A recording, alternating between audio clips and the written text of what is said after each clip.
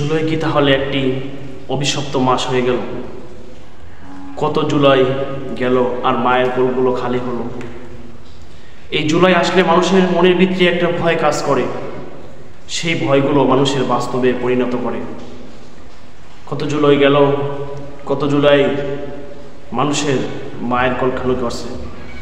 আবার এই জুলাইও ফুটন্ত বাচ্চাগুলোর দুনিয়ায় থেকে বিদায় নিল। যে জায়গায় মা তার সন্তানকে আনতে গিয়েছে, যেই জায়গায় 2 মিনিট পরে তার মা তার সন্তানকে নিয়ে রওনা দিবে, সেই জায়গায় তার মা সহ বাচ্চা হারিয়ে ফেলল। সেই জায়গায় যেই দেখে মায়ের তার বাচ্চার কয়লার মতো লাশ। তাহলে এই জুলাই কি এতই অভিশপ্ত হয়ে আমাদের মাঝে দাঁড়ালো? তাহলে কি এই জুলাই এত অভিশপ্ত হয়ে ছাত্রদের জন্য এসে পড়ল?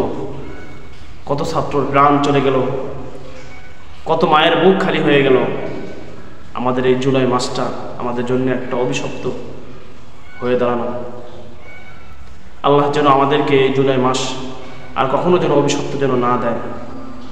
আমাদের যাদের মায়ের কোল খালি হয়েছে, আল্লাহ যেন তাদেরকে ধৈর্য ধারণ করার মতো তৌফিক দেয়।